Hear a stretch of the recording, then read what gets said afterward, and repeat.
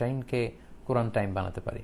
আমি যদি পুরো আলোচনাটাকে সংক্ষেপে আরেকটু রিভাইজ করি, তাহলে প্রথমে আমি বলেছিলাম কোরআন নাজিলের মাসে আমাদের এই রমাদানের প্রধান সিলেবাস যেন হয় কোরআন, এবং এই মাসে যেন আমরা কোরআনকে উদযাপন করি এবং কোরআনের সাথে সম্পর্ককে জোরদার করার জন্য নতুন করে যেন আমরা একটু ভাবি।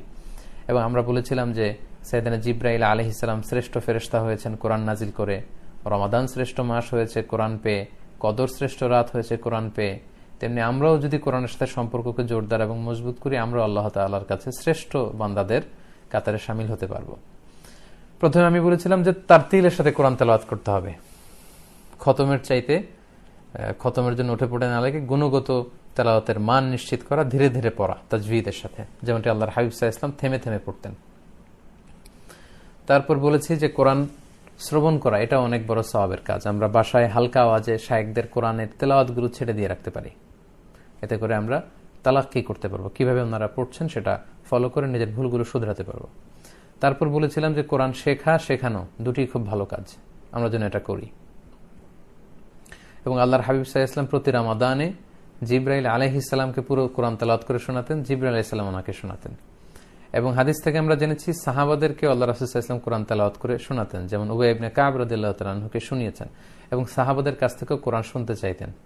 তার অনুসরণে আমরা আমাদের বাসায় হাজব্যান্ড ওয়াইফ, বাবা মা ছেলে একে অপরকে কোরআন শোনাতে পারি এবং অন্যদের কাছ থেকে শুনতে চাইতে পারি।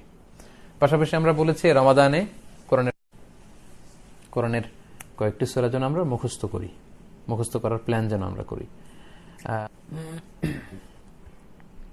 ছোট ছোট সোনামণিদের ক্ষেত্রে আমরা বলেছি যে কোরআনের শেষ পাড়ার ছোট্ট সূরাগুলো আমরা এই লকডাউনের স্কুল ছুটি যেহেতু এই সময় আমরা বাচ্চাদেরকে এই সূরাগুলো মুখস্থ করাতে পারি, তাদের কাছ থেকে শুনতে পারি।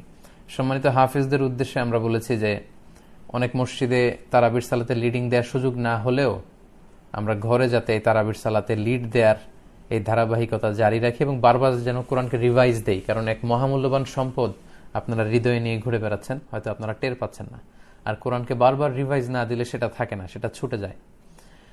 এবং 6 নম্বরে আমরা বলেছিলাম যে কোরআনকে মাতৃভাষায় বুঝা, আল্লাহ তাআলা কি বলেছেন, কি মেসেজ আমাদেরকে দিতে চেয়েছেন সেটা মাতৃভাষায় বুঝবার চেষ্টা করা, তাদাব্বুর করা, যেটা কোরআনে আমাদেরকে বারবার উৎসাহ দেওয়া হয়েছে, এবং কোরআনিক মেসেজগুলো হৃদয়ঙ্গম করার চেষ্টা করা। সর্বশেষ আমরা বলেছি এই রমাদানে আমরা যে কোরআন পড়ব, অর্থ পড়ব কিংবা তাফসির পড়ব, এটার জন্য সংক্ষিপ্ত একটা নোট আমরা রাখি।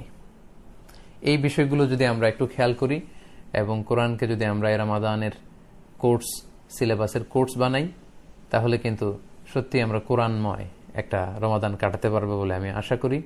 আসুন কোরআন নাজিলের মাসে আমরা কোরআনের সাথে সম্পর্ককে জোরদার করি এবং বেশি বেশি কোরআন তেলাওয়াত করি, কোরআনের অর্থ বুঝি এবং কোরআনের এই শিক্ষাকে অন্যের কাছে পৌঁছে দিই। অনেকে কিছু প্রশ্ন করেছেন।